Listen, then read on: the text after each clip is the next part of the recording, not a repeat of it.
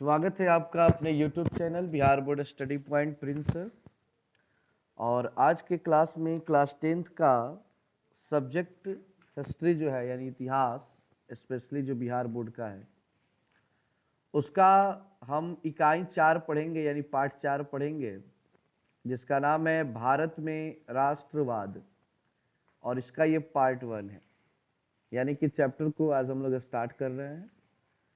अलग अलग पार्ट करके इसे हम लोग कंप्लीट करेंगे 4 पार्ट में, क्योंकि ये जो चैप्टर है आप लोगों का ये बहुत ही लंबा चैप्टर है, इसलिए इसका हमने 4 पार्ट बनाया है और 4 पार्ट में इस चैप्टर को बारी बारी से पढ़ेंगे और इसे समाप्त करेंगे। तो चलिए स्टार्ट करते हैं, समझते हैं। भारत जो हमारे देश का नाम है, और राष्ट्रवाद का अर्थ होता है अपने देश के प्रति प्रेम, अपने देश के प्रति लगाव।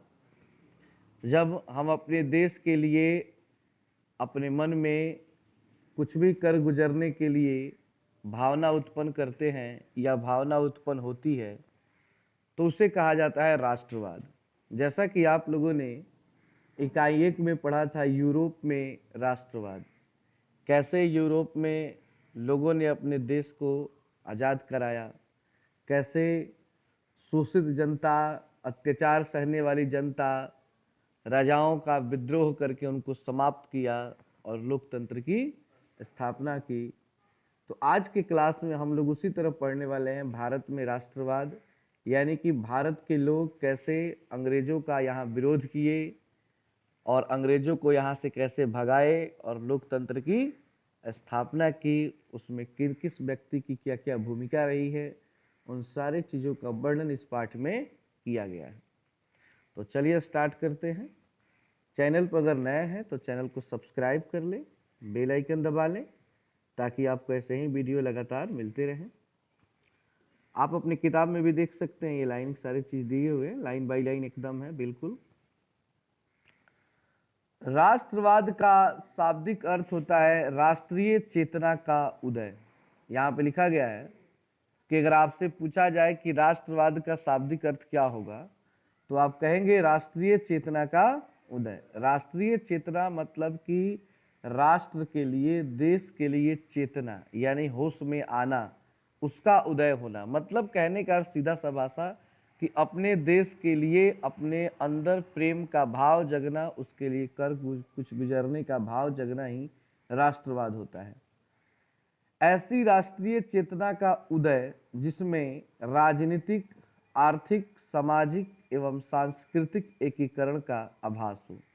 मतलब ऐसी चेतना हो जिसमें क्या हो, राजनीतिक रूप से, आर्थिक रूप से, आर्थिक मतलब पैसा रुपया होता है, सामाजिक रूप से यानी कि जो हम समाज में रहते हैं, एवं सांस्कृतिक, सांस्कृतिक यानी हमारी संस्कृति, इन सभी का एकीकरण का आभास हो। एकीकरण मतलब सब एक साथ चलने वाले हो, हम सब चीज पर ध्यान दें, हम अपने देश की संस्कृति पर, अपने देश की राजनीति पर, आर्थिक और सामाजिक व्यवस्था पर, इन सारे चीजों को लेकर चलते हैं, तो ये हमारा राष्ट्रवाद है। 19वीं शताब्दी के पूर्वार्ध तक, पूर्वार्ध मतलब होता है पहले तक यानी शुरुआत, 19वीं शताब्दी के शुरुआत तक भारत छोटे छोटे राज्यों में विभक्त था। विभक्त मतलब होता है बटा हुआ था। विभक्त मतलब क्या होता है जी? जैसा कि अभी क्या है कि हमारा देश जो भारत है, उसमें आपको कई राज्य मिलते हैं, लेकिन आज राज्य जो है वो बड़े बड़े हैं। लेकिन पहले क्या होता था ना कि जिला के बराबर राज्य हो जाते थे। तो समझिए कितने राज्य होते थे। बताया जाता है कि भारत में गुलामी जब थी तो उससे पहले राजा राजा थे, और गुलामी के टाइम भी राजा थे, तो करीब करीब भारत जो था वो 400 से 500 राज्यों में बटा हुआ था। अब सोच लीजिए, जो राज्य 28-29 राज्यों में बटा हुआ है, उस देश को 400 भाग में बांट दीजिए, कितना बड़ा बड़ा वो जगह बनेगा। लगेगा कि हर जिला का एक मतलब राज्य हो गया है। तो ऐसे राजा लोग अपना शासन करते थे और एक दूसरे से लड़ते रहते थे। उस समय भारत को एकता के सूत्र में बांधने वाले तत्वों का अभाव था। उस समय कोई भी ऐसा कोई व्यक्ति नहीं था जो भारत को एकता के सूत्र में बांध सके। एकता का सूत्र में बांधने का अर्थ क्या हुआ? एक कर सके, लोगों को जोड़ सके, देश को जोड़ सके। समान न्याय व्यवस्था का अभाव था। राष्ट्रीय चेतना एकता में कमी का अर्थ है एक अनुभूति का अभाव जो भारत में रहने वाले सभी लोगों को समान लक्ष्य एवं समान सरोकार से जुड़ी। मतलब कि राष्ट्रीय एकता में कमी का अर्थ क्या है? राष्ट्रीय एकता में कमी का अर्थ हुआ कि जितने भी भारत के लोग हैं सबका लक्ष्य, सबकी दिशा अलग अलग है। किसी को किसी से कोई मतलब नहीं है, हर कोई अपने काम में व्यस्त है। किसी को ये मतलब नहीं है कि भारत में विकास हो या ना हो। ये होता है राष्ट्रीय एकता में कमी। आज क्या है? आज हर भारतीय, चाहे किसी भी राज्य, किसी भी शहर से आता हो, हर कोई भारतीय कहलाता है और हर भारतीय की ये इच्छा रहती है कि हमारे भारत में कोई दूसरा व्यक्ति अधिकार न करे, चाहे आप किसी भी राज्य के हों। है कि नहीं ऐसा? क्या आप चाहेंगे कि पाकिस्तान आकर भारत पर राज करे? क्या आप चाहेंगे कि चाइना आकर भारत पर राज करे? कोई भी आदमी, चाहे उत्तर प्रदेश का हो, चाहे महाराष्ट्र का हो, चाहे कहीं का भी हो, हर आदमी ये चाहता है कि हम भारतीय हैं, हम इंडियन हैं और हमारा देश हमेशा आजाद रहेगा और यहाँ पर किसी की हम चलने नहीं देंगे। तो ये होता है राष्ट्रीय एकता। लेकिन उस समय क्या था? कोई भी आए यहाँ पे शासन करे, हमको क्या मतलब है, हम अपने जिले से मतलब है, अपने राज्य से मतलब है। जैसा कि प्राचीन काल में आप लोगों ने नाम सुना होगा मौर्य वंश का संस्थापक चंद्रगुप्त मौर्य के बारे में, और उनके जो गुरु थे कौटिल्य यानी चाणक्य जो थे, वो इसी बात से चिंतित रहते थे कि भारत जो है एकता के सूत्र में नहीं बंधा है, अलग अलग खंडों में बटा हुआ है, कोई किसी से मतलब नहीं रख रहा है, जिसका फायदा ये लोग विदेशी उठाएगा। क्योंकि बार बार मैं बोलता हूं, घर फूटे तो गंवार लूटे। जब आपस में लड़िएगा तो बाहर वाला आके आपसे मजा लेना शुरू कर देगा, आप पर अधिकार जमाएगा। सिकंदर उसी का परिणाम था। सिकंदर भारत पर आकर आक्रमण किया तो चाणक्य की बात चिंता थी कि ये लोग आपस में ही लड़ते हैं तो ये लोग कमजोर हैं, और सिकंदर क्या है, वो सबको मिला के लेके चलता है अपने देशवासियों को, तो वो मजबूत है। इसलिए उन्होंने एक साधारण बच्चे को राजा बना करके और इस भारत का एकीकरण किया था, पूरे देश को एक साथ जोड़ दिया था उस समय प्राचीन काल में। लेकिन बाद में चल करके फिर से भारत क्या हो गया, फिर टूट गया, बिखर गया मध्यकाल के आते आते, और वही स्थिति थी अंग्रेजों के टाइम में। तो एकता में कमी का अर्थ होता है अलग अलग रहना और सबका अलग अलग लक्ष्य होना। लेकिन जब आप एक साथ रहेंगे तो सबका लक्ष्य क्या होगा, एक होगा, और सबका जब लक्ष्य एक होगा तो लड़ाइयां भी एक होंगी। जैसे कि हमारे देश की जब स्वतंत्रता संग्राम चल रहे थे तो दो दल थे, एक गरम दल था और एक नरम दल था।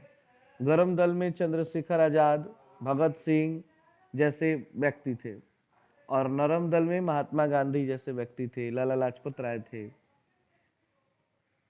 लेकिन दोनों का लक्ष्य क्या था? दोनों का लक्ष्य था आजादी।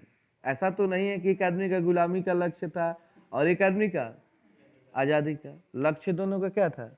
इसको एकता कहते हैं।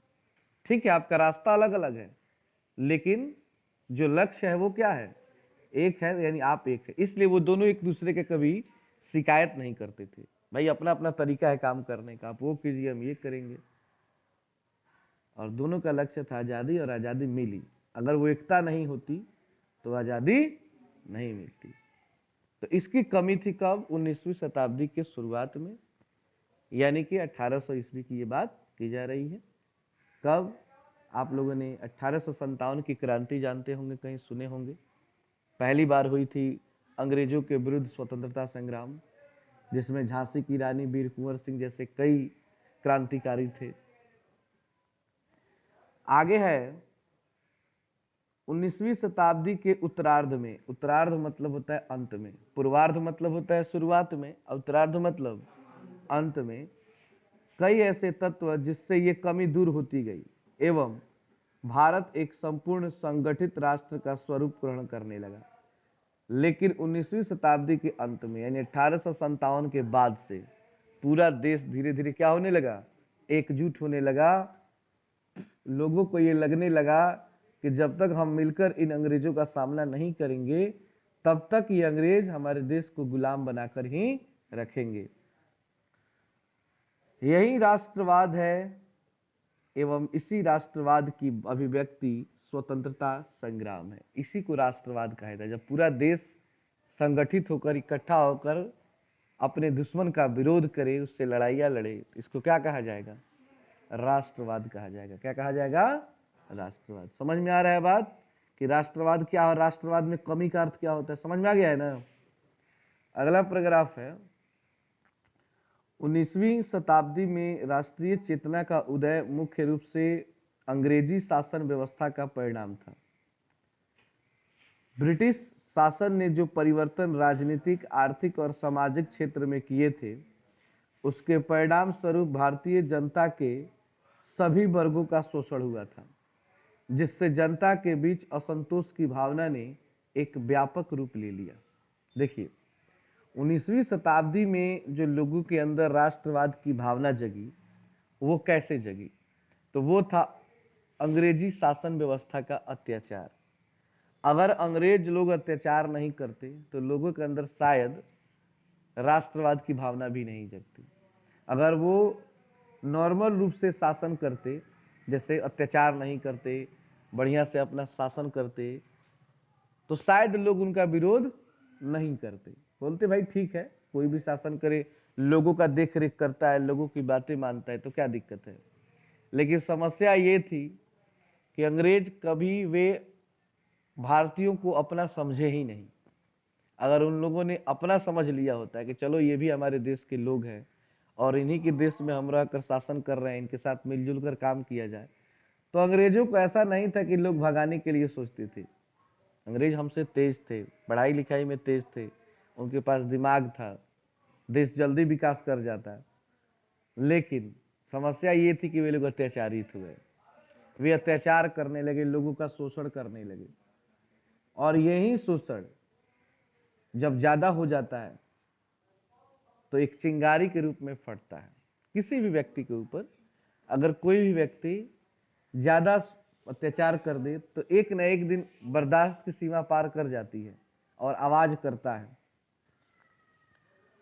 तो लोगों के अंदर जो था वो असंतोष की भावना जग गई थी। असंतोष मतलब अंग्रेजों से किसी का भी संतोष नहीं था। वे लोग दुखी थे, चाहे कोई भी वर्ग हो।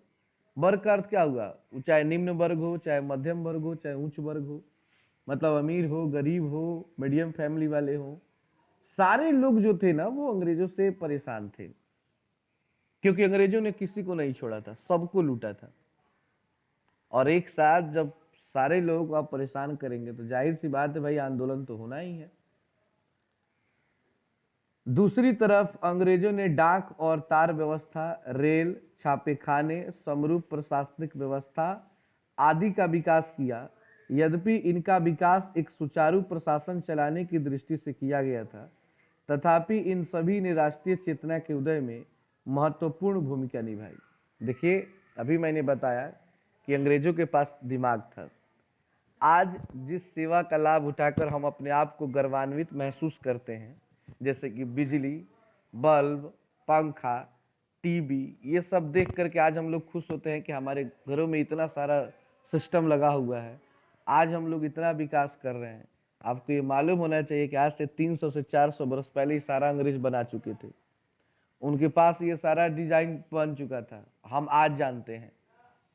तो सोचिए अंग्रेज कितना हमसे मतलब दिमाग में तेज है, कितने सौ बरस आगे हैं वो। वे लोग आए तो यहाँ पे रेल लेकर आए, लोग देख के चका गए थे, भाई ये कौन सा गाड़ी है। यहाँ पे लोग बैलगाड़ी जानते थे, वो लोग रेलगाड़ी लेके आया ताकि ज्यादा से ज्यादा सामान लादा जाए और ज्यादा से ज्यादा दूरी कम समय में तय की जाए। उसने डाक की व्यवस्था की, चिट्ठी पहुंचाने वाला काम, तार की व्यवस्था की। तार समझते हैं आप लोग? तार जानते, एक व्यवस्था था पहले, जैसे क्या होता है कि आजकल के ज़माने में उसे फैक्स कहा जाता है। फैक्स का नाम आप लोगों ने सुना होगा। जगह जगह दुकान में लिखा रहता है कि यहाँ पे फैक्स किया जाता है। जैसे कोई चिट्ठी है, उसको तुरंत किसी के पास भेजना है, बहुत जरूरी चिट्ठी है, तो उसका ज़्यादा खर्च लगता है। 24 घंटा के अंदर वो चिट्ठी जिसके पास पहुँचनी है पहुँच जाएगी, चाहे वो कहीं भी हो। वो तार कहा जाता था। क्या कहा जाता था? तार कहा जाता था। आज भी है वो व्यवस्था, फैक्स कहा जाता है उसको। लेकिन चिट्ठी भेजा जाएगा तो मान लीजिए 24 घंटे में थोड़े ना दिल्ली पहुंच जाएगी, वो धीरे धीरे 2 दिन 4 दिन 10 दिन में जाएगा। लेकिन तार का व्यवस्था का अर्थ है कि तुरंत, इसका मतलब अब ये नहीं कि अभी भेजे अभी नहीं चला जाएगा, 24 घंटा लग जाता था, फोन का व्यवस्था नहीं था उतना। तो तार छापखाना, जो मशीन जो छापखाना वाला है, जो जैसे कि मान लीजिए कि हम लोग किताब छपता है चाहे पेपर छपता है, ये सारा चीज कौन लाए थे? अंग्रेज लाए थे। इन लोगों ने अच्छा काम किया था, लेकिन वे लोग अपने फायदे के लिए किए थे, वो इंडिया के लिए नहीं किए थे। रेल लाए थे ताकि यहाँ से ज्यादा सामान लाद कर अपने देश में लेकर जाएं, ये सारा चीज के लिए बनाए थे। मजदूरों को लाद कर उस पर लेकर जाए, वहां पे दास बनाकर जीवन भर रखे। तो ये सारी चीज भी लोगों के अंदर क्रांतिकारी की भावना जगाई कि नहीं, ऐसा नहीं होना चाहिए। आगे है राष्ट्रवाद के उदय के कारण। आखिर लोगों के अंदर राष्ट्रवाद की भावना जगी, इसके क्या कारण थे? कौन कौन से कारण थे जिससे लोगों के अंदर अपने देश के प्रति एक जोश जगा, कुछ कर गुजरने का इरादा बना?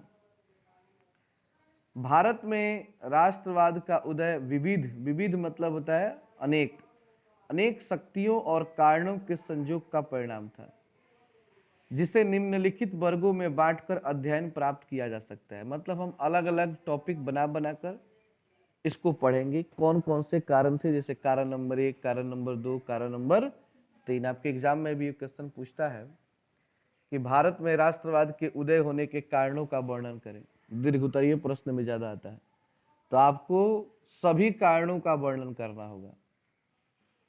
ध्यान रखना होगा कि सभी कारणों में से थोड़ा थोड़ा आपको लिखना होगा। तो चलिए पहला कारण समझते हैं। पहला कारण है राजनीतिक कारण।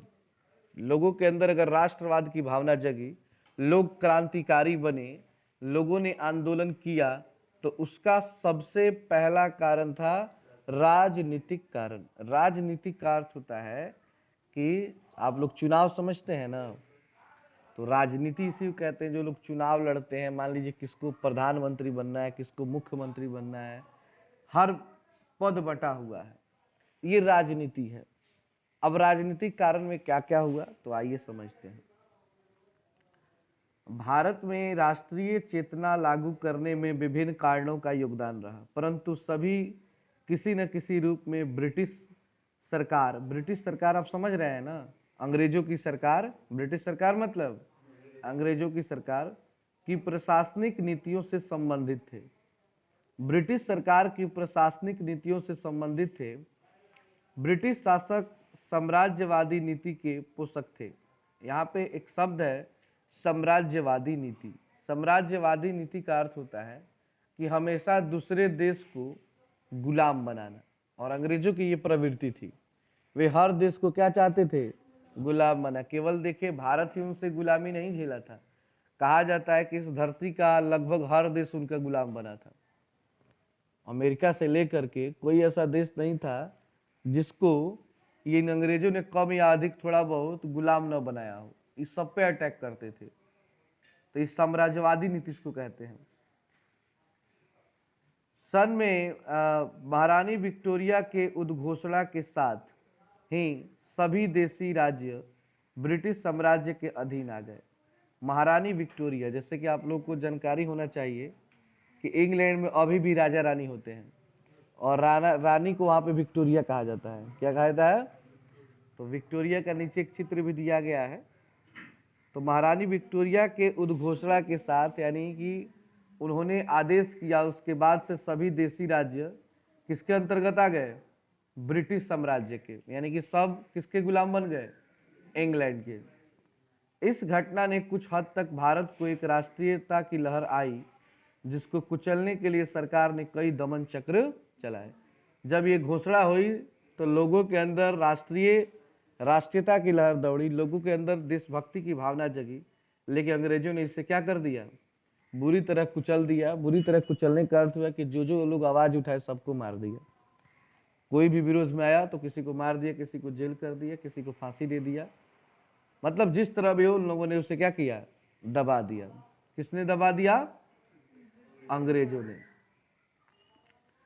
अगला है सन 1878 में तत्कालीन वायसराय लॉर्ड लिटन ने क्यूलर एक्ट पारित कर प्रेस पर कर प्रतिबंध लगाया तथा सन 1879 में आर्म एक्ट के द्वारा भारतीयों के लिए अस्त्र शस्त्र रखना गैर कानूनी घोषित कर दिया गया।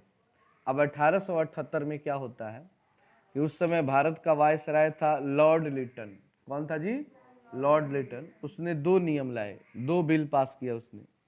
पहला vernacular act, vernacular press act, press मतलब होता है अखबार। इसके तहत उसने क्या कहा कि कोई भी अखबार वाला कुछ भी नहीं छाप सकता है, उनकी आज़ादी रोक दी गई और उन्हें कहा गया कि आपको वही चीज छापना है जो हम कहेंगे, उल्टा सीधा अगर आप छापे तो समझ लीजिएगा, क्योंकि लोग अखबार पढ़ेंगे, हमारे बारे में जान जाएंगे भाई ये कितना खतरनाक लोग है, तो दिक्कत हो जाएगा। तो लोगों ने प्रेस की स्वतंत्रता बंद करा दी।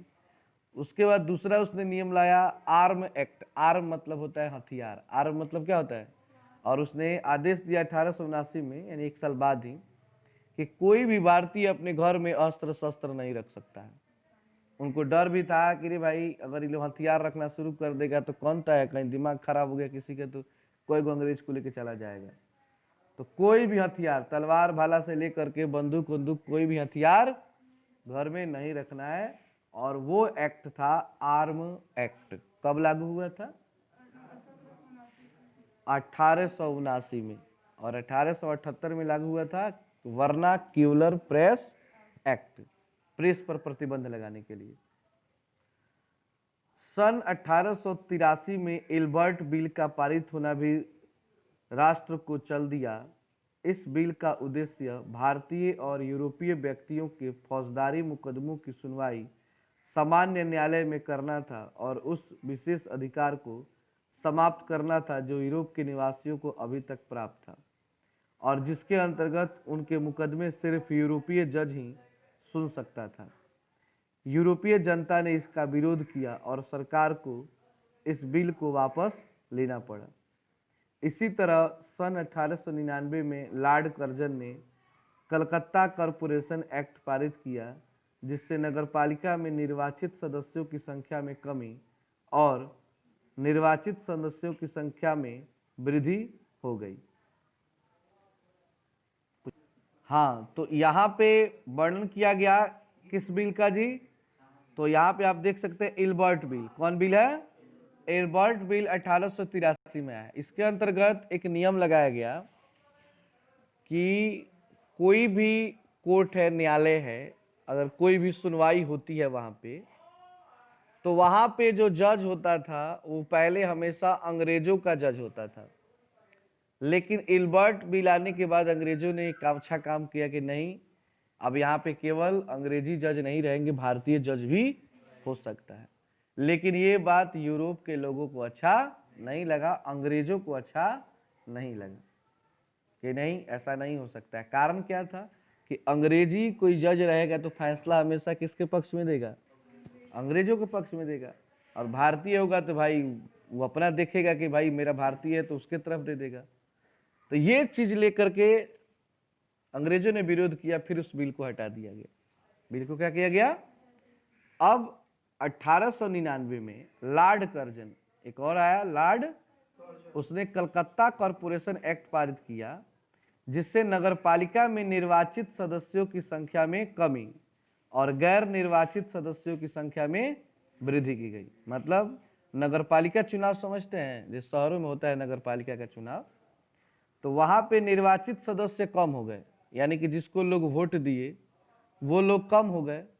अब बिना वोट वाला, बिना जीता हुआ आदमी वहां का मतलब निर्वाचित सदस्य हो गया। गैर निर्वाचित सदस्य मतलब कि अपने मन से अंग्रेज किसी को कुछ भी बना देते थे। जैसे क्या है कि चुनाव होता है, लोग जिसको जिताते हैं वो मुखिया, सरपंच, बीडीसी चाहे जो भी बनता है, अंग्रेज क्या करते थे, ना ना इसको बना दिए, मेरा आदमी है, ये काम करेगा, और आप उसी तरह देखते रह गए।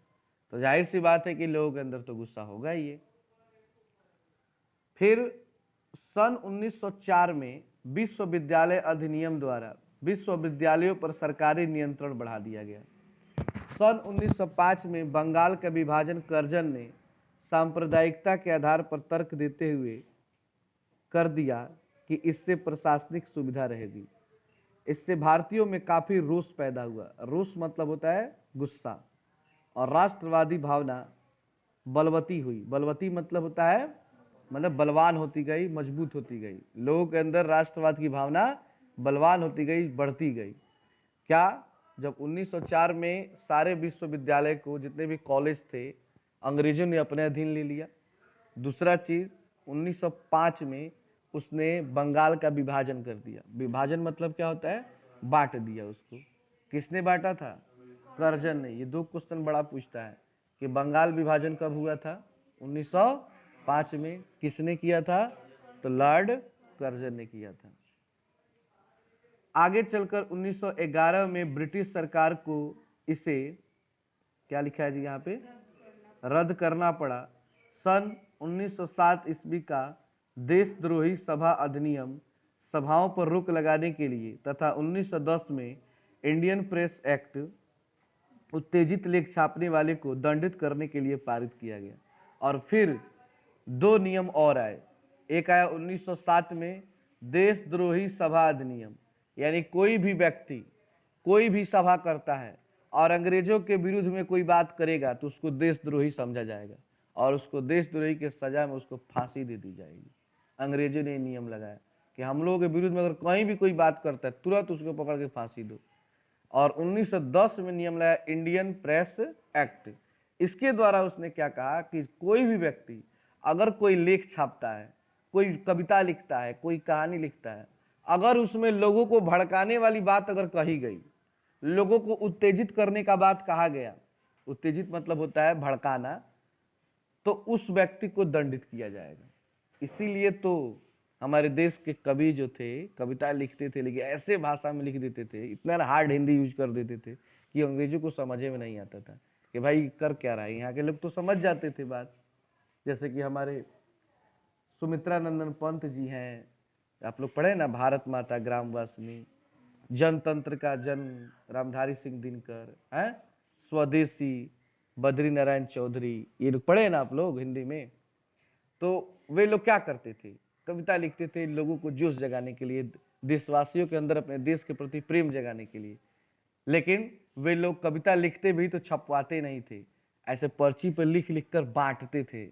थोड़ा आपको दे दिए, किसी को दे दिए, कहीं दीवार पे चिपका दिए, ताकि लोगों के अंदर अपने देश के प्रति देशभक्ति की भावना जगे। समझ रहे हैं ना बात को? तो ये काम होता था। लेकिन अगर कोई पकड़ा गया, अगर कोई पकड़ा गया तो उसको इंडियन प्रेस एक्ट के नियम के हिसाब से उसको जेल कर दिया जाता था। इसीलिए ना आप लोग पढ़ते हैं कवि का परिचय, लेखक का परिचय, तो उसमें देता है ना कई बार जेल गए। तो कई बार जेल क्यों गए? इसी के चक्कर में गए होंगे। आगे है, डलहौजी को संरचनात्मक योजना के अंतर्गत भारत में रेलवे, टेलीग्राफ लाइन एवं व्यवस्थित परिवहन व्यवस्था की शुरुआत हुई। इसके इन सबके द्वारा संपूर्ण भारत के क्षेत्रों के बीच की दूरियां घटने लगी, स्थानीयता समाप्त हुई, एक केंद्र दूसरे केंद्र से जुड़ा, एक राज्य दूसरे राज्य से जुड़ा और राष्ट्रवाद के विकास में सहायक बना। यानी जब रेलवे आया, टेलीग्राफ लाइन आया, गाड़ी घोड़ा चलने लगे, तो एक राज्य दूसरे राज्य से आसानी से जुड़ गया, लोग एक जगह से दूसरे जगह आसानी से जा सकते थे। और ये भी अंग्रेजों ने अपने फायदे के लिए लिया, लेकिन उनके लिए जितना फायदा नहीं होता नुकसान कर गया। इसका यूज इंडिया के देशभक्त करने लगे। जैसे कि मान लीजिए कोई पार्टी उत्तर प्रदेश की है, जैसे चंद्रशेखर आजाद अपना पार्टी कहाँ रखे थे? उत्तर प्रदेश में रखे थे, बनारस में ज्यादा था, और उनको मिलना था भगत सिंह से, तो भगत सिंह कहाँ थे? पंजाब में। अब बताइए पैदल कोई जाएगा उत्तर प्रदेश से पंजाब? लेकिन अंग्रेजों ने ट्रेन ला दिया, ट्रेन से चले जाते थे, जाके मिल के अपना सब पार्टी का सामान सेट करके, तो कोई बंगाल में है तो कोई कहीं पे है, पूरा सेटिंग करके धमाका करते थे। तो रेल लाइन आने से फायदा भी हुआ है बहुत ज्यादा, लोगों के अंदर एक जगह से दूसरी जगह जा करके अपना सब मामला सेट करने में कि कैसे अंग्रेजों को यहाँ से भगाया जाए। क्योंकि आजादी के लिए लड़ाई कोई एक राज्य थोड़े ना लड़ रहा था, पूरा देश लड़ रहा था, हर जगह से लोग लड़ रहे थे। अगला पैराग्राफ है, भारत में अंग्रेजी शिक्षा नीति ने राष्ट्रवाद के उदय में महत्वपूर्ण भूमिका निभाई। अंग्रेजी शिक्षा नीति समझते हैं, यानी इंग्लिश मीडियम। अरे अंग्रेजों के आने के बाद ना लोग अंग्रेजी जाने कि अंग्रेजी होता है कोई भाषा है। इससे प्रजातंत्र एवं आधुनिक प्रगति की जानकारी मिली। मानवतावाद, व्यक्तिवाद, यूरोपीय पुनर्जागरण, फ्रांस की राज्य क्रांति एवं अमेरिकी स्वतंत्रता संग्राम की जानकारी मिली। यहाँ पे है, क्या लिखा है जी? हाँ, लॉर्ड मॉन्टेस्क्यू एवं रूसो के विचार से भारतीय प्रभावित हुए। ये दो विचारक हैं, दो दार्शनिक हैं, लॉर्ड मॉन्टेस्क्यू और रूसो। अब वे अपने उत्तरदायित्व एवं नवीन कानून से अवगत होकर अधिकार की बात करने लगे। अब जो भारत के लोग थे ना, अब वे लोग अंग्रेजों से डायरेक्ट अपना अधिकार मांगते थे कि हमारा अधिकार दो। तो ये पहला कारण था, राजनीतिक कारण। अब हम दूसरा कारण पढ़ेंगे, आर्थिक कारण। यानी कि राजनीतिक कारण में अंग्रेजों ने इतना ना भारत के लोगों को सता दिया कि सारे लोग अब अंदर ही अंदर विरोध में आ गए थे। अब दूसरा कारण था आर्थिक कारण। आर्थिक कारण तो होता है पैसा रुपये, में बार बार बोलता हूं, यानी पैसे की तंगी, ये आर्थिक कारण हुआ। तो चलिए देखते हैं इसमें क्या क्या अंग्रेजों ने किया था। भारत में अंग्रेजों ने जो आर्थिक नीतियां अपनाई, इसके परिणाम स्वरूप भारतीय कृषि आप लोग समझते हैं ना, खेती को कहा जाता है, कुटीर उद्योगों को काफी धक्का लगा। कुटीर उद्योग मतलब होता है छोटे छोटे उद्योग जिससे लोग अपना काम धाम चला लेते हैं। ब्रिटिश आर्थिक नीतियों के परिणाम स्वरूप किसानों, कामगारों, अन्य वर्गों की स्थिति निरंतर बिगड़ती चली गई। अंग्रेजों की कृषि नीति मुख्य रूप से अधिकतम भू राजस्व, जिसको कहा जाता है लगान, टैक्स, लगान या टैक्स एकत्रित करने के उद्देश्य से प्रेरित थी। अस्थायी बंदोबस्त के द्वारा जमींदारों को एक निश्चित भू राजस्व कर के रूप में सरकार को देना पड़ता था। जमींदार किसानों से उससे कहीं अधिक लगान वसूलते थे जितना कि इन्हें सरकार को देना होता था। मतलब कहने का अर्थ ये है कि आर्थिक स्थिति कैसे खराब हुई। सबसे पहले अंग्रेज यहाँ पे आए तो यहाँ पे जगह जगह वे लोग फैक्ट्रियां बैठाने लगे। फैक्ट्रियों के बैठाने से जो लोगों के कुटीर उद्योग थे, छोटे छोटे जो उद्योग थे, वे सभी बंद होने लगे। खेती का कार्य में दिक्कत ये था कि किसान खेती करते थे, उन पे अंग्रेजों ने एक नियत टैक्स लगा दिया था कि आपको इतना कट्ठा जमीन में जो आप फसल उपजाएंगे उसका इतना हिस्सा आपको सरकार को देना पड़ेगा। वे लोग उसी को बटोरने में सालों भर लगे रहते थे, क्योंकि टैक्स भी थोड़ा बहुत नहीं होता था। टैक्स ऐसे लगता था कि अगर आपका 100 बुरा गेहूं हुआ है तो उसमें से 70-75 बुरा दे देना है, अब 25 बुरा आप रखिएगा। अब बताइए वो क्या बोएगा, क्या खाएगा, क्या बचाएगा। जैसे क्या है कि अभी भारत में क्या है, किसानों पर टैक्स नहीं लगता है, वो चाहे जितना कमाए, उल्टा में सरकार पैसा देता है किसान का, कितना भी लाखों करोड़ों कमा ले, लेकिन उस पर टैक्स नहीं लगेगा। बाकी सब काम में टैक्स लग जाएगा, लेकिन सरकार किसान पर टैक्स नहीं लगाता है। लेकिन ये लोग सबसे ज्यादा टैक्स किसानों पे ही लगाते थे। उसके बाद भी समस्या ये थी कि जिन जमींदारों को अंग्रेज नियुक्त करते थे कि आपको टैक्स वसूलना है, वो टैक्स वाला बड़ा हरामी होता था, मतलब और ज्यादा खतरनाक होता था। जैसे कि अंग्रेजों ने कहा कि 100 बोरी में 75 बोरी अंग्रेज को देना है, उजाय कहता था कि अब की बार सरकार ने 90 बोरा मांगा है, अब 15 बोरा अपने रख लेगा, 75 बोरा सरकार को दे देगा, मतलब अधिक मांगना। अब बताइए 10 बोरा में वो क्या करेगा बेचारा, कहाँ से खाद खरीदेगा, कहाँ से बीज खरीदेगा, आ खेती करेगा। तो जाहिर सी बात है भाई, उसको मरना पड़ेगा, भूखे मरना पड़ेगा। और जब आदमी भूख से मरता है ना, तड़पता है, तो उसके बाद वो सब चीज भूल जाता है कि आप कौन है। भूख एक ऐसी चीज है कि व्यक्ति अगर कस के लग जाए तो उस समय आदमी अंदर से बहुत ज्यादा क्रोधित हो जाता है। जिसका जितना उसका भूख बढ़ेगा वो पागल होते जाएगा एकदम। कुछ भी करने लगेगा। आप लोग भी करते होंगे कभी ऐसा, अगर कभी टाइम आया हो तो। बहुत ज्यादा भूख लग गया और कोई भी कुछ कहे तो लगता है मुंह से खाली गाली निकलेगा, पटका पटकी निकलेगा, थरिया पटकना शुरू कर देंगे। मतलब कई सारे ड्रामा होते हैं।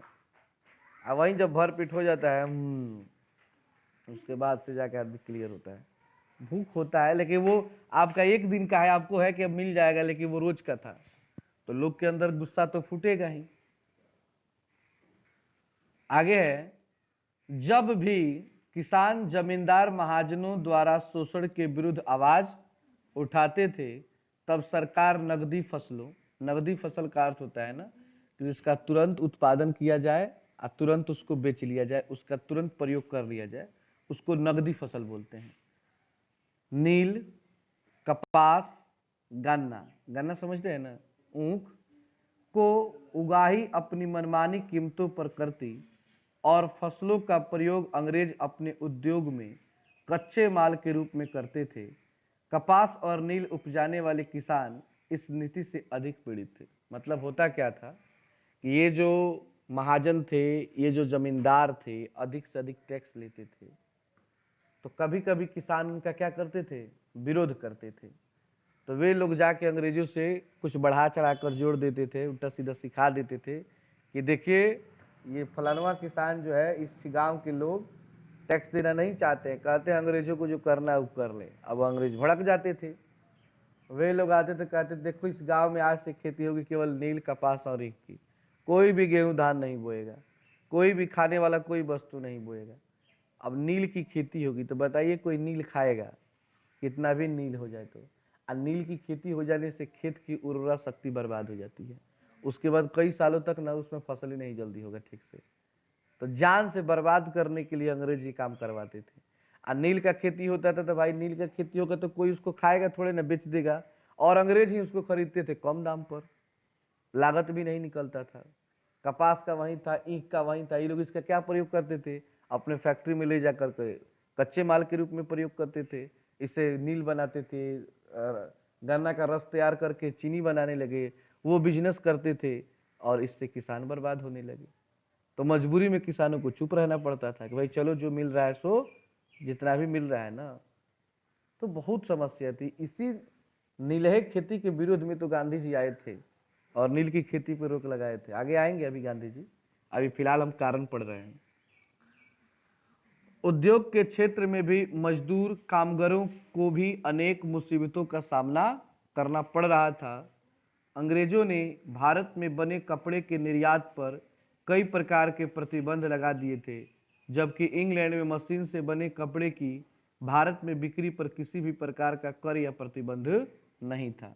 अंग्रेजों ने क्या किया कि अगर कोई भारत का व्यक्ति, कोई उद्योग, कोई कंपनी अगर कपड़ा बनाती है तो वो बेच नहीं सकती है, अगर बेचेगी तो उस पर बहुत ज्यादा टैक्स लगा दिया जाता था। इतना टैक्स लगा दो कि उसका कोई मतलब क्या कहते हैं, मुंह भी ना निकले, जो लागत है वो भी ना निकले।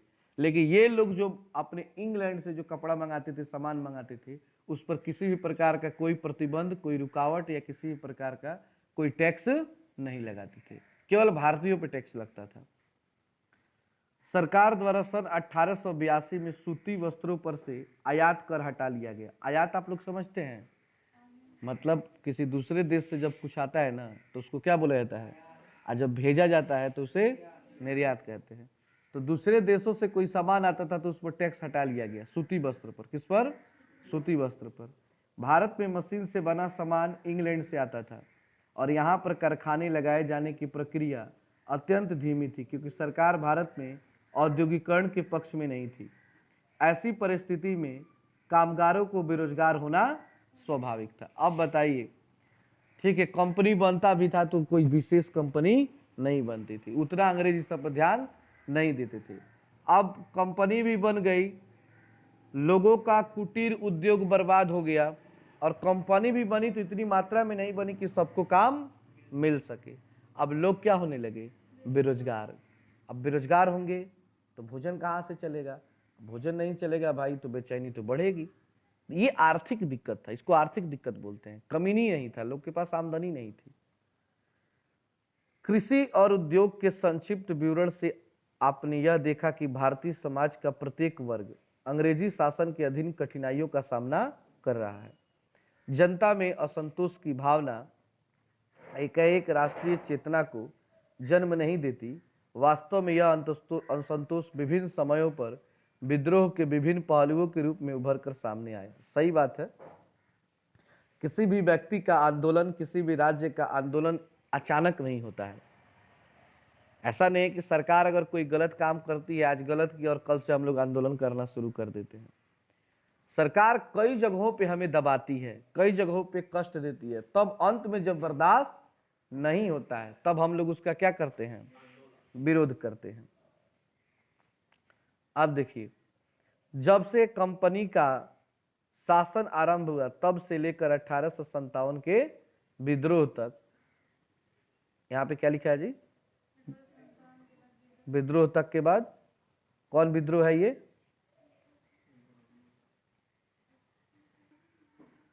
विद्रोह तक कई विद्रोह हुए और 1857 के बाद विद्रोह को बारंबारता, जिसमें नील विद्रोह एवं पवना विद्रोह प्रमुख है। 1857 ईस्वी के विद्रोह ने इस ओर सोचने को बाध्य कर दिया कि आखिर सफलता के लिए आवश्यक योजना क्या है। भारतीय इस निष्कर्ष पर पहुंच गए कि लक्ष्य की स्पष्टता एवं मजबूत संस्था, परिपक्व नेतृत्व, लड़ाई के तरीके में शुद्धता और सुनियोजित आंदोलन के जरिए स्वतंत्रता प्राप्त की जा सकती है। यानी कि जब 1857 की क्रांति हुई, देश की पहली और सर्वव्यापक क्रांति थी, उसके बाद लोगों के मन में ये बात आ चुकी थी कि अगर हम मिलजुल कर लड़ाई लड़ेंगे, अंग्रेजों का विरोध करेंगे, तभी जाकर हमें क्या मिल सकती है, आजादी मिल सकती है। वहीं से ये भावना जगी थी। सामाजिक कारण हमारा तीसरा कारण है। यहाँ पे आप एक चित्र देख सकते हैं, सुरेंद्रनाथ बनर्जी प्रथम आईसीएस, मतलब अंग्रेजों के जमाने में प्रथम भारतीय आईएएस ऑफिसर उस समय, क्योंकि आप लोग डीएम सुनते हैं ना, बार बार कहता हूं आईएएस की बात करता हूं, तो उस समय आईएएस को आईसीएस कहा जाता था। क्या कहा जाता था?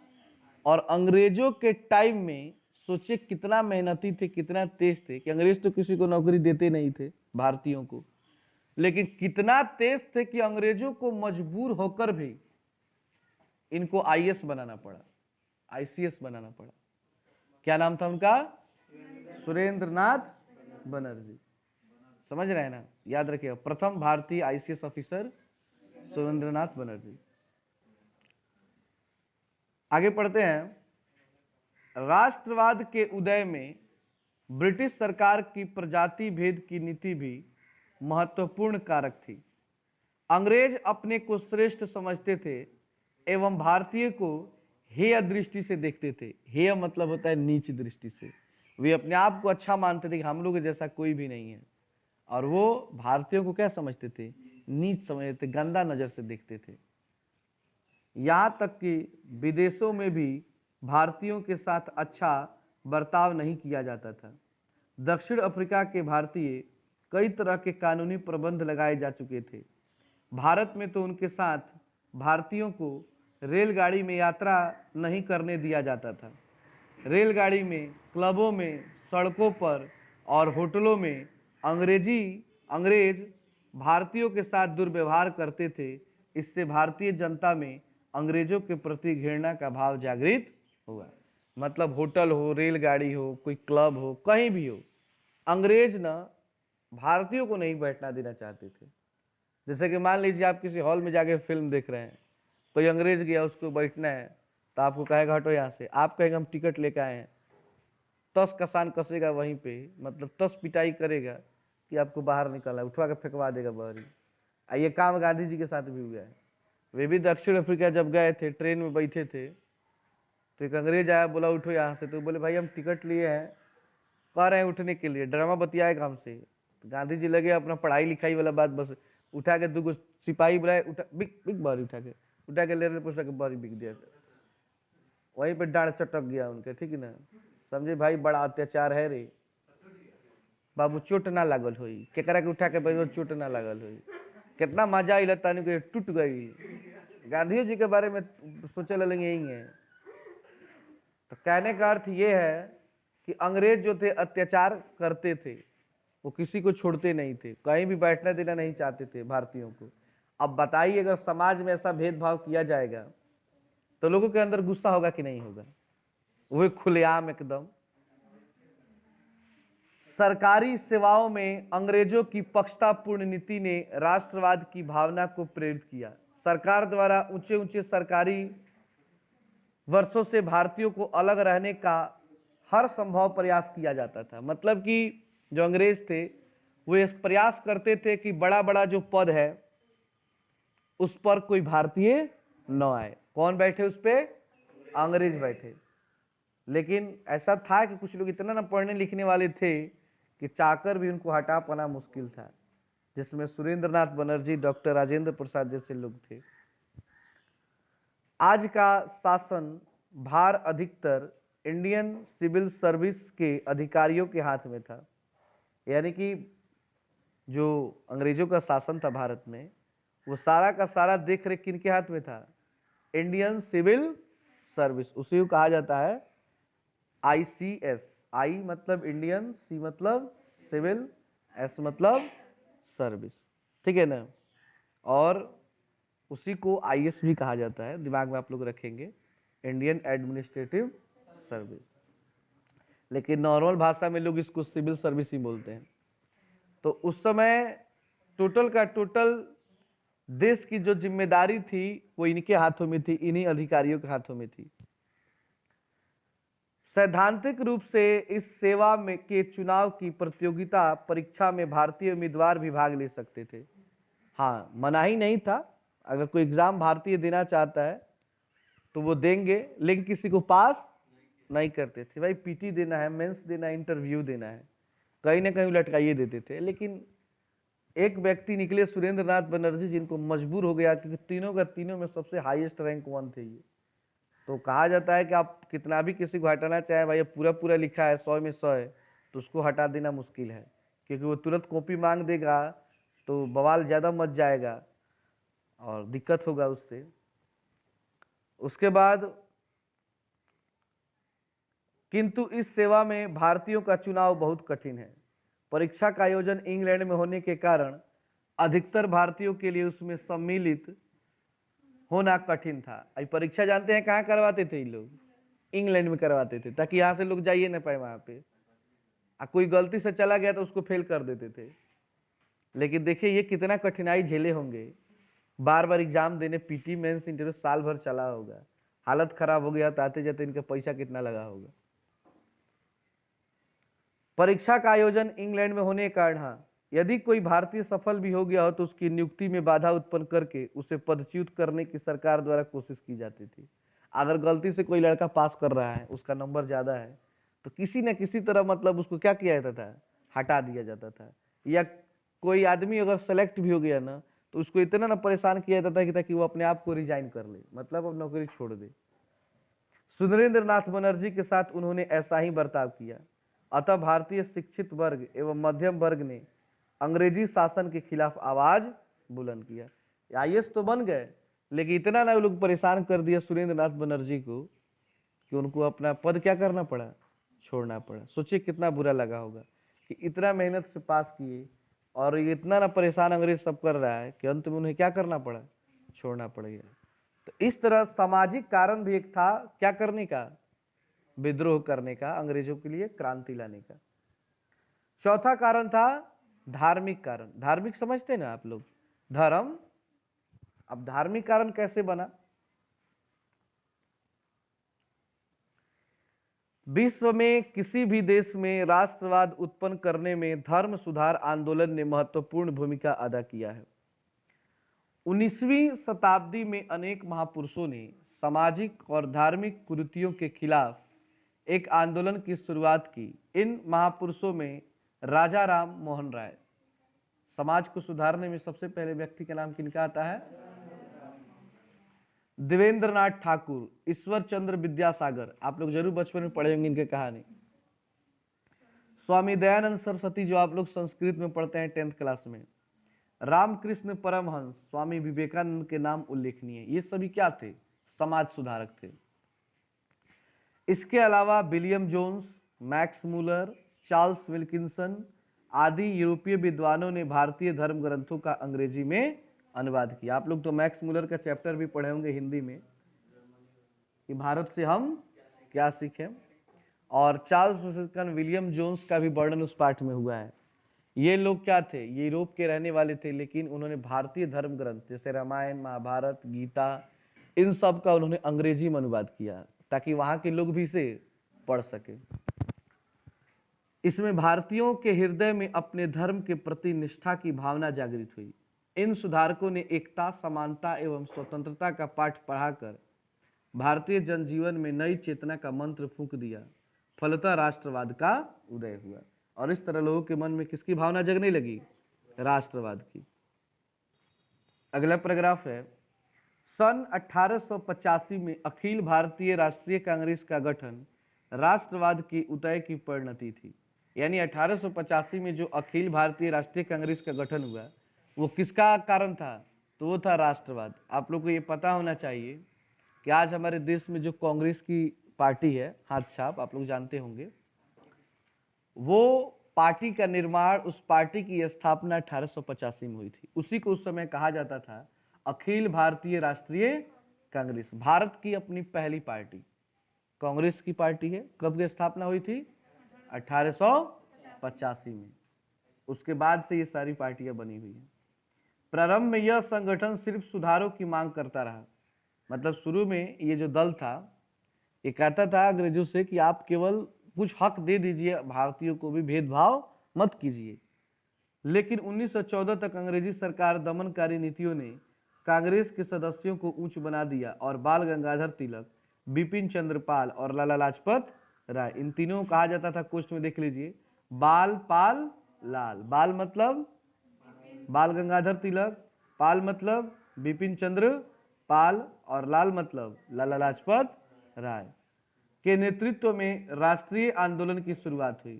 तभी 1914 में प्रथम विश्व युद्ध आरंभ हुआ और अंग्रेजी सरकार ने युद्धकारी देश घोषित कर दिया। भारत को भी उसने क्या कर दिया, युद्धकारी देश घोषित कर दिया। मतलब आप लोगों को पता है, 9th क्लास में आप लोग पढ़े हैं कि प्रथम विश्व युद्ध कब शुरू हुआ था, और उस समय इंडिया के सैनिकों को भी, इंडिया के लोगों को ले जाकर अंग्रेज लड़वा रहे थे। तो भारत भी क्या हो गया था उस समय, एक युद्ध लड़ने वाला देश हो गया था। उसी टाइम में ये लोग घोषित कर दिया था कि भारत भी युद्ध लड़ेगा, भले ही खाने के लिए ठीक से नहीं था यहाँ पे।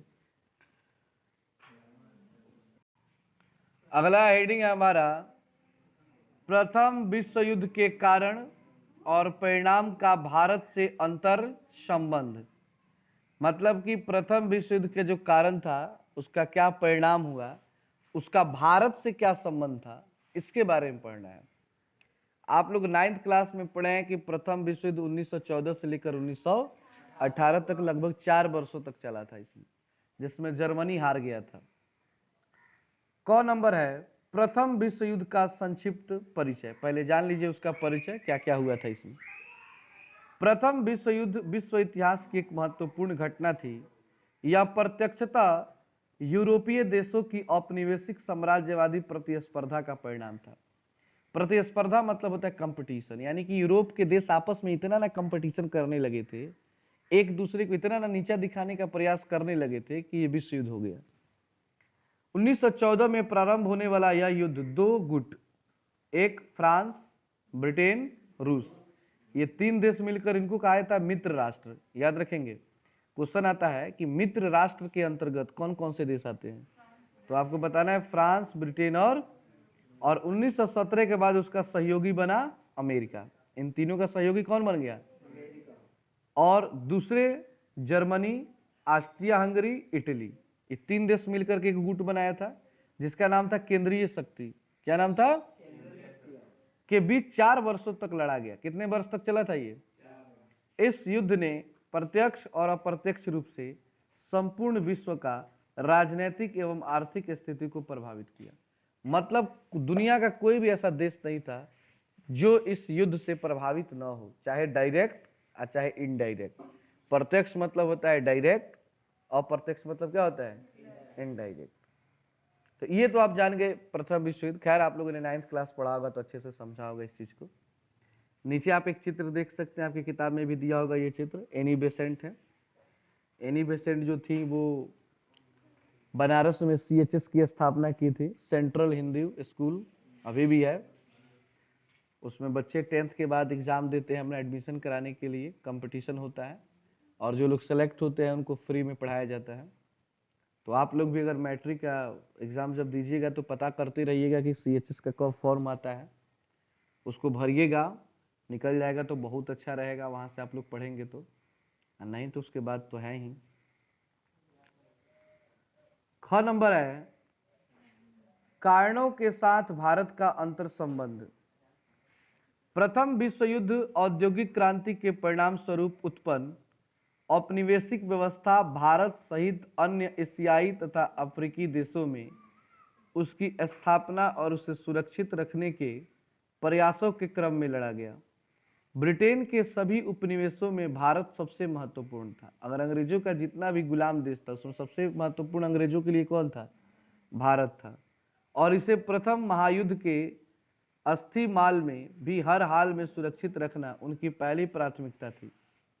युद्ध आरंभ होते ही ब्रिटिश सरकार ने घोषणा की कि भारत में ब्रिटिश शासन का लक्ष्य क्रमशः एक जिम्मेवार सरकार की स्थापना करना है। अतः 1916 में सरकार ने भारत में आयात शुल्क लगाया ताकि भारत में कपड़ा उद्योग का विकास हो सके और उसका फायदा अंग्रेजों को मिल सके। देखिए हुआ क्या कि प्रथम विश्व युद्ध में शुरुआत में अंग्रेज हारने लगे थे, इनको लगने लगा कि हार जाएंगे, तो उनके मन में आया कि भारतीय व्यक्ति जो होते हैं वो मेहनती होते हैं, वो देह से शरीर से मजबूत होते हैं, ईमानदार होते हैं, तो इनका प्रयोग किया जाए, लेकिन फिर भारतीय कोई लड़ने जाएगा नहीं। और उसी समय हमारे बापू राष्ट्रपिता महात्मा गांधी का आगमन हुआ था 1915 में। तो 1915 में अंग्रेजों ने गांधी जी को सोचा कि गांधी जी का बात सब कोई मानता है, क्यों ना गांधी जी को थोड़ा सा इसमें लिया जाए। तो गांधी से अंग्रेजों ने कहा कि आप हम लोगों का साथ इस युद्ध में अपने देश के लोगों से दिलवाइए और युद्ध समाप्त होने के बाद हम भारत को आजाद कर देंगे।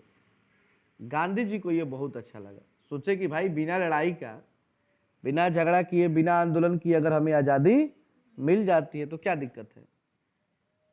तो वहां के नौजवानों से, भारतीय नौजवानों से गांधी जी ने आग्रह किया कि आप लोग युद्ध में शामिल होइए। गांधी जी के एक कहे पर जितने भी सैनिक थे भारत के, पूरे मन से युद्ध लड़े और जीते भी। जीतने के बाद कुछ समय बीता तो गांधी जी अंग्रेज अधिकारी से मिलने गए कि भाई क्या हुआ, कुछ कहे नहीं आप। तो बोला क्या कहना है, आप तो बोले थे कि देश को आजाद कर देंगे। तो बोला पगलाइल बड़ो ना जी भैया तुम। गांधी जी बोले कि भाई चलो आजाद नहीं करो, कम से कम अधिकार तो दे दो। तो नहीं, कुछ नहीं, और उनका वहां से निकलवा दिया, भागो, निकाल दिया। गांधी जी को बहुत गुस्सा आया अंदर से कि भाई गजब हाल है, ये तो धोखा हो गया सारा। लोग हम तो क्या, लोग हमको कहेंगे कि आप हमको बोले थे तो गए थे, इतना लोग मारे भी गए, फिर मिला क्या, तो कुछ नहीं। तभी से गांधी जी के मन में आ गया कि अब इस तरह काम चलने वाला, तब शुरू किए उसी टाइम से आंदोलन, खिलाफत आंदोलन, सविनय अवज्ञा आंदोलन, असहयोग आंदोलन, भारत छोड़ो आंदोलन, साइमन कमीशन वापस जाओ, कई तरह के आंदोलन स्टार्ट हो गए। तब तक हुआ जब तक अंग्रेज चले, 21 साल से पकड़े थे, एकदम कंटिन्यू चला रहे थे। तो गांधी जी के मन में तभी से गुस्सा आया था। अब देखिए ग नंबर है प्रथम महायुद्ध। महायुद्ध मतलब विश्व युद्ध के समय का भारतीय घटनाक्रम, उसमें क्या घटना हुई थी भारत में, तो आइए उसके बारे में हम लोग पढ़ते हैं। विश्व युद्ध के समय भारत में होने वाली तमाम घटनाएं युद्ध से उत्पन्न परिस्थितियों की ही देन थी। इसने भारत में एक नई आर्थिक और राजनीतिक स्थिति पैदा की जिससे भारतीय राष्ट्रवाद ज्यादा परिपक्व हुआ। युद्ध प्रारंभ होने के साथ ही तिलक, तिलक समझते हैं ना, बाल गंगाधर तिलक और गांधी जैसे राष्ट्रवादी नेता ने ब्रिटिश सरकार के युद्ध प्रयासों में हर संभव सहयोग दिया, क्योंकि उन्हें सरकार के स्वराज संबंधी आश्वासन में भरोसा दिया। मतलब अभी हम बताए ना कि गांधी जी ने अंग्रेजों का क्या किया था, सहयोग दिया था। उनको विश्वास था कि ये लोग हमें क्या कर देंगे, आजाद कर देंगे। युद्ध के आगे वन के साथ ही भारतीयों का भ्रम टूटा। लेकिन जब युद्ध समाप्त हुआ ना, तो भारतीयों का जो ये भ्रम था वो क्या हो गया, जो सपना था ये टूट गया। जो भी मैंने समझाया था क्या हुआ, रक्षा व्यय में इजाफा के साथ ही भारतीयों पर कर का बोझ बढ़ाया गया, जिससे महंगाई का दर काफी बढ़ गया। उल्टा वो लोग जो भारत को आजाद करने वाले थे ना, उल्टा आए तो और ज्यादा टैक्स बढ़ा दिए। बोले कि बहुत ज्यादा युद्ध में हानि हो गया है, इस सारा हानि का भरपाई लोग करेंगे, अब बहुत ज्यादा पैसा खर्च हो गया है। अब गांधी जी को टेंशन हो गई, रे भाई जो आजादी मिलने वाली थी और ज्यादा टेंशन आके लेके लाद दिया मुड़ी पे। उसके बाद जिससे महंगाई भी बढ़ गई, तत्कालीन राष्ट्रवादी नेताओं ने सरकार पर स्वराज प्राप्ति के लिए दबाव बनाना शुरू किया। सन 1915 से 17 के बीच एनी बेसेंट और तिलक ने आयरलैंड से प्रेरित होकर भारत में होम रूल लीग आंदोलन किया। कौन सा आंदोलन किया था जी, होम रूल लीग। युद्ध के इसी काल में क्रांतिकारी आंदोलन का भी भारत और विदेशी धरती दोनों जगहों पर विकास हुआ।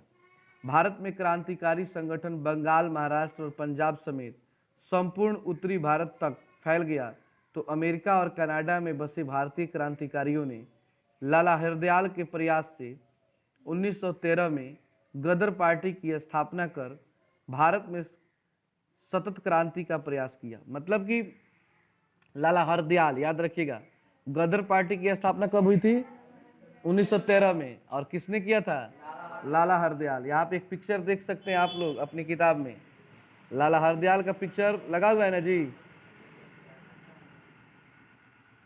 और प्रथम विश्व युद्ध के वर्षों में ही 1916 में दो महत्वपूर्ण राजनीतिक पार्टियां हुई। क्या लिखा है यहाँ पे, घटनाएं हुई। उसके बाद क्या है जी, पहला यह है कि कांग्रेस के दोनों दल, गरम और नरम दल, एक हो गए। यानी 1916 में जो गरम दल और नरम दल थे वो दोनों क्या हो गए थे, एक हो गए। दूसरे, कांग्रेस और मुस्लिम लीग के बीच साझा राजनीतिक आंदोलन चलाने को लेकर समझौता हुआ। युद्ध काल में हो भारतीय राजनीति के रंगमंच पर महात्मा गांधी का उत्कर्ष उनके द्वारा संचालित 3 सफल सत्याग्रह, चंपारण, खेड़ा और अहमदाबाद आंदोलन के बाद हुआ। इन्होंने 3 आंदोलन चलाया, सत्याग्रह आंदोलन, चंपारण आंदोलन और खेड़ा आंदोलन। तो ये 3 आंदोलन सफल हुए। नीचे पिक्चर जो लगाया लाला हरदयाल का पिक्चर है वो। तो लेकिन आप बोल, अगला टॉपिक हमारा प्रथम विश्व युद्ध का भारत पर प्रभाव। इस प्रथम विश्व युद्ध का भारत पर क्या प्रभाव पड़ा, तो आइए इसके बारे में देखते हैं। महायुद्ध के बाद भारत की आर्थिक स्थिति बिगड़ी। पहले तो कीमतें बढ़ी और फिर आर्थिक गतिविधियां मंद होने लगी, जिससे नगरों में जाने वाले शिक्षित भारतीय लगातार बेरोजगार होने लगे। मतलब जब प्रथम विश्व युद्ध हुआ तो भारत की आर्थिक स्थिति इतना ना बिगड़ते चली गई कि जो भी पढ़े लिखे लोग थे, जो काम के लिए जाते थे शहरों में, उनको भी काम नहीं मिला और वे भी क्या होने लगे, बेरोजगार होने लगे। महंगाई अपने चरम पर पहुंच गया। चरम पर पहुंचने का अर्थ है कि महंगाई बहुत ज्यादा चली आई, जिसने मजदूरों, दस्तकारों और किसानों को सबसे ज्यादा प्रभावित किया। युद्ध के दौरान इंग्लैंड की अर्थव्यवस्था संकट से घिर गया। भारत में होने वाला उसका आयात रुक गया, जिसके कारण भारतीय उद्योग फले फूले थे। भारतीय उद्योगपतियों का एक वर्ग इस परिस्थिति में उदित हुआ, लेकिन जैसे ही युद्ध समाप्त हुआ स्थिति में बदल गई। पुनः भारत में विदेशी पूंजी का प्रभाव पड़ा। भारतीय उद्योगपति सरकार से चाहते थे कि विदेशी वस्तुओं के आयात पर सरकार भारी शुल्क लगाए ताकि उनका घरेलू उपयोग बढ़े, लेकिन ऐसा नहीं हुआ। इस परिस्थिति में उन्होंने महसूस किया कि एक मजबूत राष्ट्रीय आंदोलन द्वारा दबाव बनाकर ही प्राप्त किया जा सकता है। प्रथम महायुद्ध ने भारत सहित पूरे एशिया और अफ्रीका में भावना को प्रबल बनाया। युद्ध के समय मित्र राष्ट्रों में दुनिया के सभी राष्ट्रों के लिए जनतंत्र तथा राष्ट्रीय आत्मनिर्णय का एक नया युग आरंभ करने का वचन दिया था, लेकिन युद्ध के बाद उन्होंने अपना उपनिवेश खत्म करने के बजाय उस पर और कठोर नियंत्रण स्थापित करने का प्रयास किया। जैसे कि मैंने बताया था ना कि गांधी जी से वादा किया गया कि युद्ध के बाद हम लोग क्या कर देंगे, इसको छोड़ देंगे, आपके भारत को छोड़कर चले जाएंगे, लेकिन उल्टा हुआ, और ज्यादा नियम कानून यहां पे लागू कर दिए गए। भारत में इसका उदाहरण है रॉलेट एक्ट का 1919 का पारित होना। 18 में युद्ध खत्म हुआ और 1919 में आगे को नया नियम बना रॉलेट एक्ट। अब ये एक्ट क्या है तो समझिए इसके अंतर्गत क्या किया जाता था, जिसमें किसी भारतीय को बिना अदालत में मुकदमा चलाए जेल में बंद किया जा सकता था। अंग्रेजों ने नियम बनाया, अगर भारतीयों में किसी भी भारतीय पर किसी भी अंग्रेज को शक होता है, उसको पकड़ के जेल में डाल देगा। कोई जरूरत नहीं है अदालत में ले जाने के लिए, कोर्ट सुनवाई करने के लिए, सीधे सजा दे दो ले जाकर के, बेमतलब का, पूछना भी नहीं है कि आप हमको क्यों पकड़ के ले जा रहे हैं, तुरंत ले जाकर डाल देना है। इसी कानून के विरोध में 13 अप्रैल 1919 का प्रसिद्ध जालियांवाला बाग हत्याकांड हुआ। आपको याद होना चाहिए कि जालियांवाला बाग हत्याकांड कब हुआ था, 13 अप्रैल 1919 में, और किसके विरोध में, रॉलेट एक्ट के विरोध में, कि ये नहीं होना चाहिए।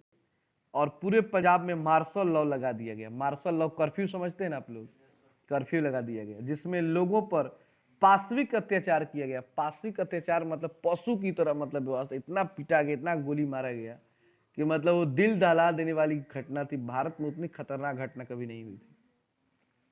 और उसी की उपज थे भगत सिंह, क्योंकि उनकी भी फैमिली उसमें थी। अब देखिए,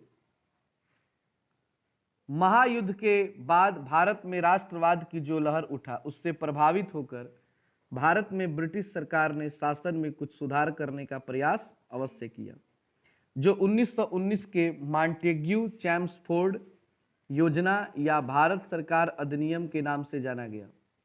इस प्रस्ताव में प्रांतीय विधायी परिषदों का आकार बढ़ा दिया गया तथा निश्चित किया गया कि उनके अधिकांश सदस्य चुनकर केंद्र में दोनों सदनों, लेजिस्लेटिव असेंबली जिसको कहते हैं निचला सदन और काउंसिल ऑफ स्टेट्स जिसको कहते हैं उच्च सदन में सदस्यों की संख्या बढ़ाई गई। मगर भारतीय राष्ट्रवादी इन मामूली छूटों से बहुत आगे बढ़ चुके थे और स्वराज या राजनीति की छाया मात्र से संतुष्ट नहीं होने वाले थे। अतः वे लोग निर्णायक राजनीतिक संघर्ष के लिए मानसिक रूप से तैयार हो गए। यानी 1919 का जब कांड हुआ तो अंग्रेजों ने कहा कि ठीक है, आप लोग आंदोलन मत कीजिए। लोग काफी गुस्सा में आ गए थे, पूरा देश आ गया था। हम आप लोगों को अधिकार देंगे, राजनीति अधिकार देंगे, लेकिन लोग कहे हमें अधिकार नहीं चाहिए, पूरा देश चाहिए। अब जो होगा सो देखा जाएगा। प्रथम महायुद्ध का प्रत्यक्ष प्रभाव खिलाफत आंदोलन के रूप में सामने आया।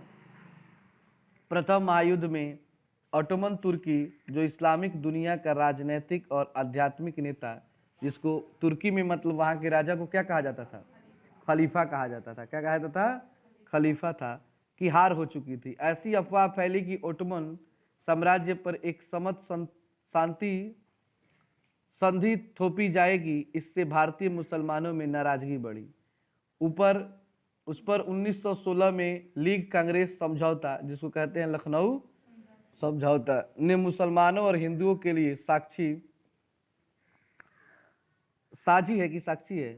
साझी राजनीतिक जमीन पहल की तैयार कर दिया था। इस स्थिति में गांधी जी ने खिलाफत के प्रश्न को भावी राजनीतिक आंदोलन के लिए एक महत्वपूर्ण मुद्दा बनाते हुए असहयोग आंदोलन की रूपरेखा तैयार की। मतलब हुआ यूं कि तुर्की के खलीफा को अंग्रेजों ने बंदी बना लिया। ये बात जब यहाँ के मुसलमानों को पता चला तो उन्हें अच्छा नहीं लगा, क्योंकि लोग अपना मतलब उन्हें खलीफा मानते थे। गांधी जी ने कहा ये सही टाइम हिंदू मुसलमान को जोड़ने का। गांधी जी बोले कि आप लोगों के आंदोलन में हम साथ देंगे और हिंदू मुसलमान मिलकर अंग्रेजों का विरोध करेंगे। गांधी जी को पता था कोई एक जाति धर्म लड़ेगा तो आजादी नहीं मिलने वाली है। तो दोनों आदमी मिल करके आंदोलन किए, असहयोग आंदोलन और खिलाफत आंदोलन। कौन आंदोलन? और खिलाफत आंदोलन के बाद अंग्रेजों को मजबूर होकर उस खलीफा को क्या करना पड़ा था, छोड़ना पड़ा था। महायुद्ध का एक महत्वपूर्ण परिणाम यह भी हुआ कि गोरों की प्रतिष्ठा घटी। गोरों की प्रतिष्ठा समझते हैं ना, अंग्रेजों की प्रतिष्ठा क्या हो गई, कम हो गई।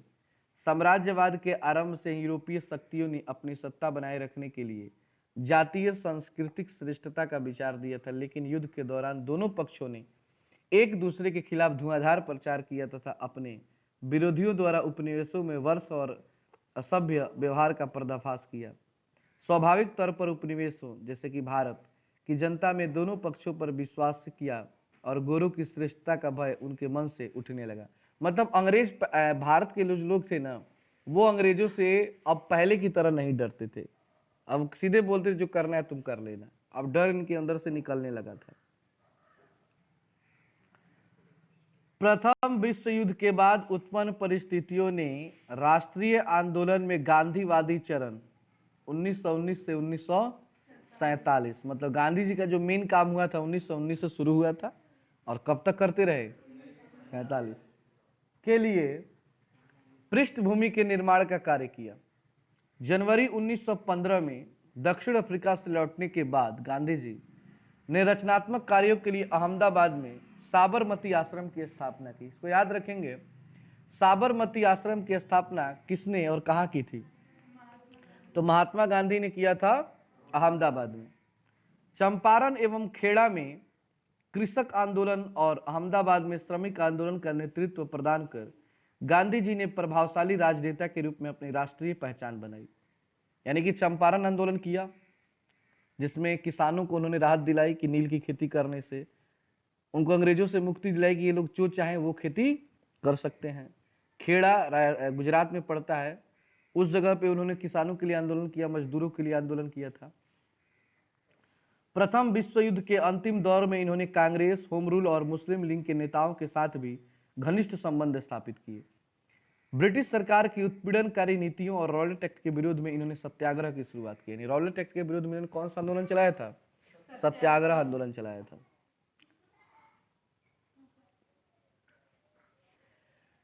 और आज के लिए हमारा अंतिम टॉपिक है, मतलब चैप्टर का अंतिम टॉपिक नहीं है, आज के लिए अंतिम टॉपिक है रॉलेट एक्ट के विरोध में सत्याग्रह जो गांधी जी ने चलाया था उसके बारे में पढ़ना है।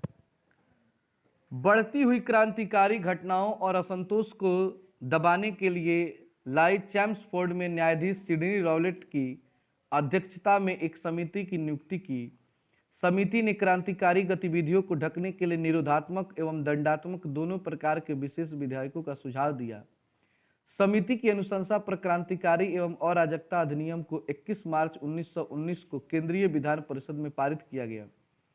इस अधिनियम के अंतर्गत एक विशेष न्यायालय के गठन का प्रावधान था जिसके निर्णय के विरुद्ध कोई अपील नहीं की जा सकती थी। किसी भी व्यक्ति को अमान्य साक्ष्य और बिना वारंट के भी गिरफ्तार किया जा सकता था। ये जो रॉलेट एक्ट बना था 21 मार्च 1919 को बना था और इसके विरोध में जालियांवाला बाग में जो सम्मेलन हुआ था कब हुआ था? 13 अप्रैल 1900, मतलब अगले महीने में हो गया इसका विरोध में।